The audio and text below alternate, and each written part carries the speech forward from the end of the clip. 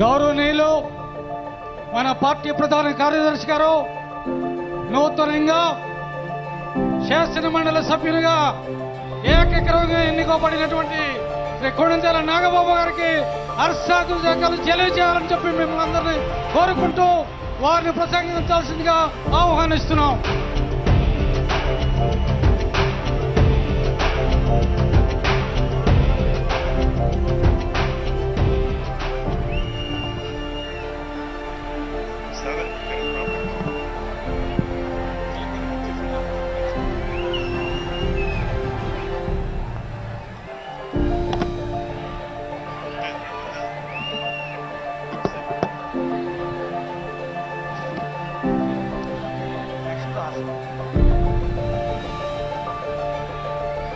పన్నెండవ ఆవిర్భావ దినోత్సవం గ్రాండ్గా జరుగుతున్నటువంటి మన జనసేన పార్టీ ఈ సభకి విచ్చేసినటువంటి కార్యకర్తలకి, జన సైనికులకి, వీర మహిళలకి అందరికీ, అలాగే ఇక్కడున్న లీడర్స్ అందరికీ, నాయకులందరికీ, మహిళా నాయకురాళ్ళందరికీ కూడా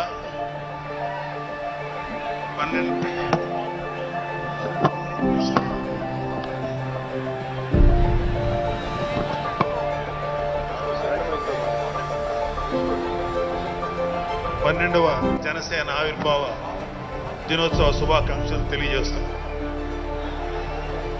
అంటే కొంచెం 2 minutes ఎక్స్ట్రా ఉంటుంది తాతారావు గారు, కొంచెం నన్ను అలౌ చేయండి. 2 నిమిషాలంటే కొంచెం కష్టం. సో కొన్ని సందర్భాల్లో మాట్లాడటం, మాటలు కరువు అవుతాయి, ఏం మాట్లాడాలో అర్థం కాదు.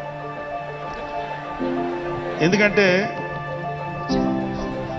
ఒక సంవత్సరం, దాదాపు 9 నెలలు 10 నెలల క్రితం మనం అధికారంలో లేవు. అప్పుడు మనకి ఎలాంటి విషయాన్నైనా, ఏ విషయాన్నైనా తీవ్రంగా మాట్లాడగలిగేటువంటి శక్తి ఉంది. కానీ ఇప్పుడు అధికారం వచ్చిన తర్వాత మనం ఒళ్ళు దగ్గర పెట్టుకొని చాలా కేర్ఫుల్గా ఉండాలి. అలా ఒళ్ళు దగ్గర పెట్టుకోకుండా నోటికి వచ్చినట్లు మాట్లాడితే ఏం జరుగుతుందో మనందరం కళ్ళారా చూస్తున్నాం. ఇవాళ అహంకారం తలకెక్కి నోటికొచ్చినట్లు మాట్లాడి చిన్న పెద్ద తేడా లేకుండా బిహేవ్ చేసినటువంటి, మాట్లాడినటువంటి కొంతమంది ప్రతిపక్ష అని చెప్పలేములేండి, ప్రతిపక్షం లేదు కదా, నాయకులకి ఏం జరిగిందో తెలుసుకున్నాం. కాబట్టి ప్రతి మాట ఆచితూచి మాట్లాడాలి. సో అందుకని కొంచెం అది కూడా కాకుండా మేమందరం కూడా మాకు కొన్ని లిమిటేషన్స్ ఉన్నాయి.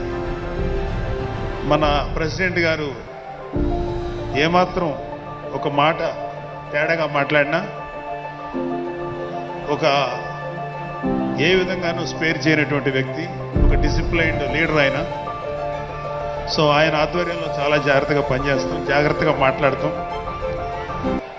Thank you very much. అసలు ఒక 12 సంవత్సరాల కాలం అంటే మన హిందూ సాంప్రదాయంలో 12 సంవత్సరాలకి ఒక ప్రత్యేకత ఉంది. మన కృష్ణ, గోదావరి లాంటి నదులకి పుష్కరాలు జరుగుతుంటాయి, చాలా పవిత్రమైన రోజులు. అలాగా మిగతా అన్ని ఆవిర్భావ సభలు ఒక ఎత్తు అయితే, ఈ 12వ ఆవిర్భావ సభ ఒక నదికి వచ్చిన పుష్కరాలు ఎంత పవిత్రమైనయో అంత గొప్ప రోజు ఈరోజు.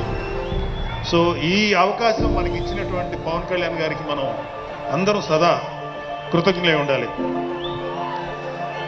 ఇప్పుడు పవన్ కళ్యాణ్ గారు ఆయన సాధించినటువంటి సక్సెస్,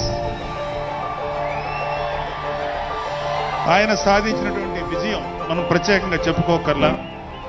100కి 100% స్ట్రైక్ రేట్ తోటి ఆయన అద్భుతమైన విజయాన్ని సాధించడంతో పాటు అటు రాష్ట్రంలోనూ దేశంలోనూ ప్రభుత్వాలు నిలబెట్టడానికి ఒక వెన్నెముకగా నిలిచారు. సో ఆయన గురించి ప్రత్యేకంగా ఏమి మాట్లాడగలి, ఎందుకంటే చాలా మంది చాలాసార్లు మాట్లాడుతున్నారు. మనం తెల్లారులేస్తే టీవీలో అన్ని చోట్ల చూస్తున్నాం. ఆయన తీసుకున్నటువంటి Panchayati Raj, water works, forest department ఎంత ఎఫిషియెంట్గా పనిచేస్తున్నారో, అలాగే మన మినిస్టర్లు తీసుకున్నటువంటి ముఖ్యమైన శాఖలన్నీ కూడా ఎంత ఎఫిషియెంట్గా పనిచేస్తారో మనందరం చూస్తున్నాం. సో స్పెసిఫిక్గా కళ్యాణ్ బాబు గారు ఎంత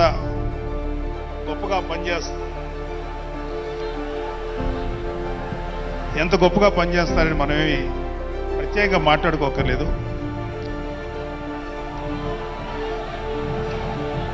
సో అయితే ఎన్ని మాట్లాడినా ఒక విషయం అయితే మనం మాట్లాడుకోవాలి. ఒక సినిమా స్క్రిప్ట్ కానీ ఒక ఉపన్యాసం కానీ దానికి కొన్ని లక్షణాలు ఉంటాయి. అంటే ప్రతి స్పీచ్లోనూ ఒక హీరో, అంటే ఒక సినిమాకి చెప్పిన ఒక హీరో, ఒక విలను, ఒక హీరోయిన్, ఒక హాస్యగాడు, ఇలా ఉంటారు. సో మనం వైసీపీ హాస్యగాళ్ళ గురించి చెప్పుకోకుండా ఈ స్పీచ్ని ఎండ్ చేయలేం. ఎందుకంటే జగన్ లాంటి హాస్యనటుడు కనే కళల గురించి మీకు చెప్పాలి. ఆయన ఎలక్షన్స్ అయిపోక ముందు నిద్రలోకి వెళ్ళారు. ఇప్పటికి నిద్ర లేవాలి. అప్పుడప్పుడు నిద్రలో లేచి కలవరిస్తుంటారు. మొన్న కూడా ఒక మాట చూశారు. కళ్ళు మూసి తెరిచేలోగా 9 నెలలు అయిపోయినాయి, ఇంకెంత, ఇంకాసారి కళ్ళు మూసి తెరిచేలోపుగా 5 ఏళ్ళు అయిపోతాయి, ఆ తర్వాత అధికారం మాదే అని ఆయన మాట్లాడుతుంటే అంతకన్నా ఏ హాస్యగాడు కూడా అంత అద్భుతంగా చేయలేడు. అంత అద్భుతంగా హాస్యం చూపిస్తున్నారు ఆయన. కానీ ఆయనకి నా సలహా ఏంటంటే, సార్ మీరు నిద్రలోనే ఉండండి, అప్పుడప్పుడు కలవరించండి, తప్పులేదు.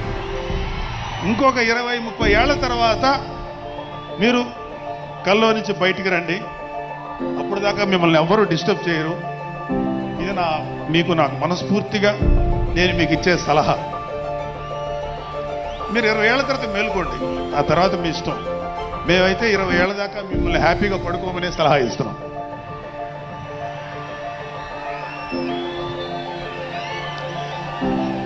సో ఆంధ్రప్రదేశ్లో పవన్ కళ్యాణ్ గారి యొక్క చొరవతోటి ఏర్పాటైనటువంటి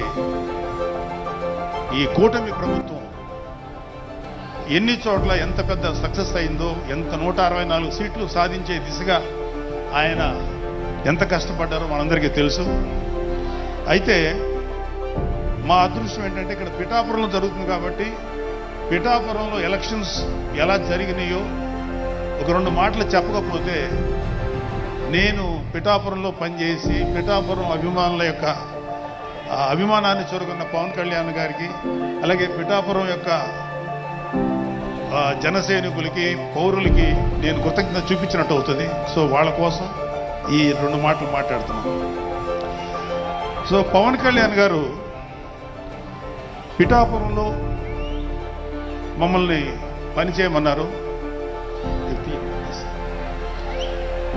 అంటే నన్ను, మా ఫ్రెండ్ అజయ్ గారిని, అలాగే మర్రెడ్డి గారిని, రత్నం గారిని, శంకర్ గౌడు, మహేంద్ర, పంచకర్ల సందీప్, ఇలా మాకందరికీ పిఠాపురంలో పనిచేసే అవకాశం ఇచ్చారు. మేము పని మొదలెట్టిన తర్వాత మాకు అర్థమైంది ఏంటంటే,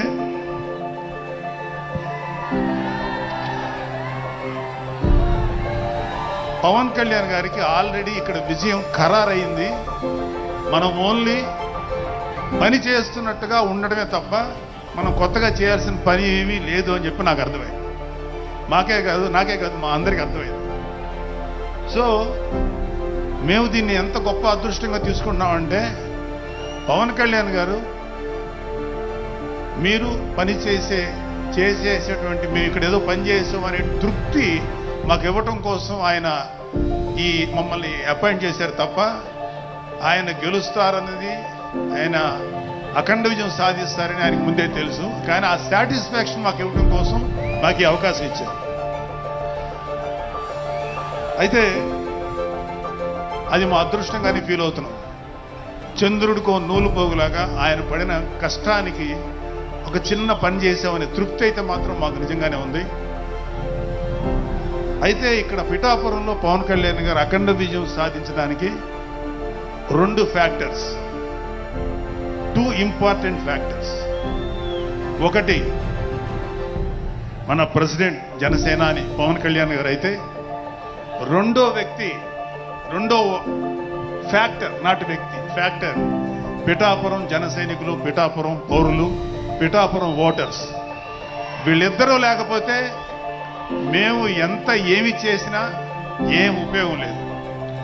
సో మాలో ఎవరైనా ఇంకెవరైనా సరే పవన్ కళ్యాణ్ గారి విజయానికి నేనే దోహదపడ్డాను అని ఎవరన్నా అనుకుంటే అది వారి కర్మ, అంతకంటే ఏం చేయలేదు.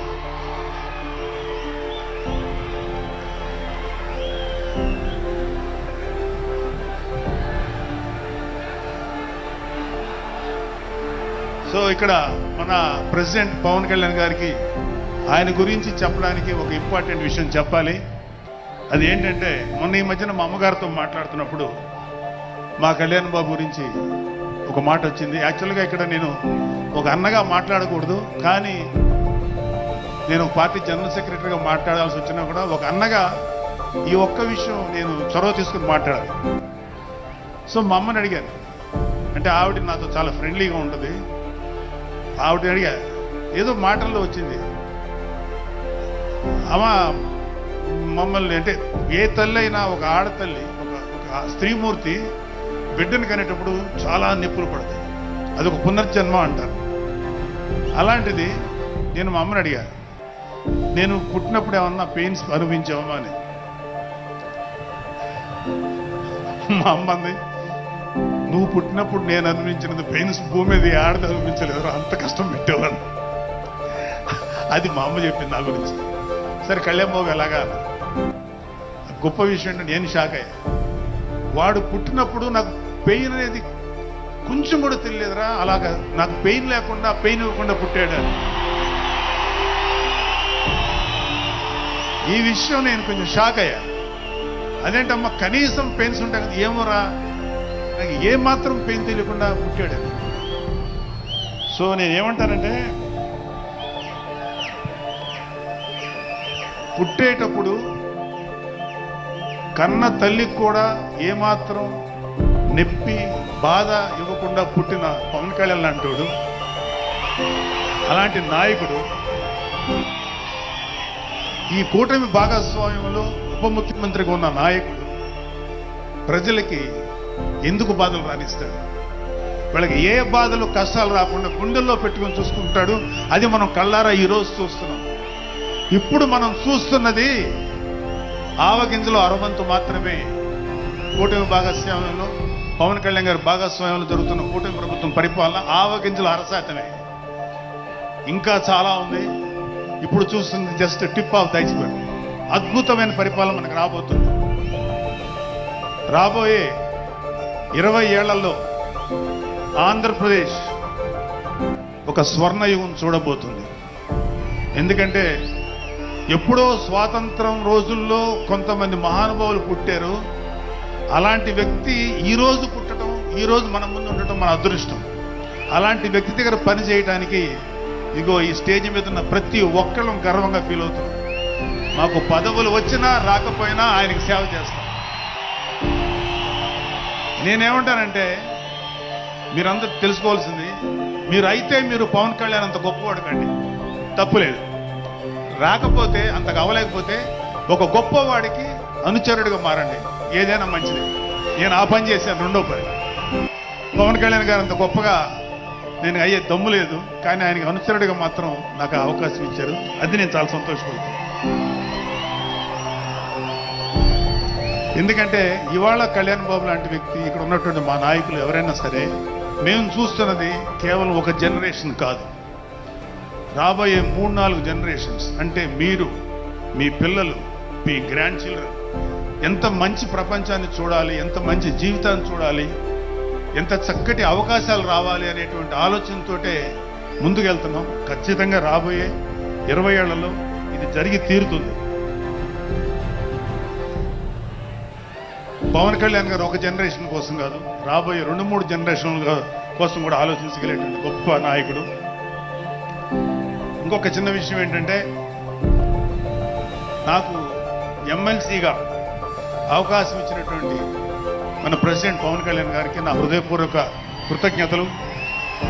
అలాగే నేను ఎమ్మెల్సీ కావటానికి నన్ను ప్రోత్సహించినటువంటి వ్యక్తులు, లేదా నేను ఎమ్మెల్సీగా ఉండాలని కోరుకున్న మీలాంటి ఎంతో అభిమానించే కార్యకర్తలు, అలాగే మా నాయకులు, ఆ రోజు నాకు సపోర్ట్గా వచ్చినటువంటి మా నాయకులందరూ, మనోహర్ గారు, రామకృష్ణ గారు, విష్ణుకుమార్ రాజు గారు, లోకేష్ గారు, వీళ్ళందరికీ కూడా నా హృదయపూర్వక కృతజ్ఞతలు.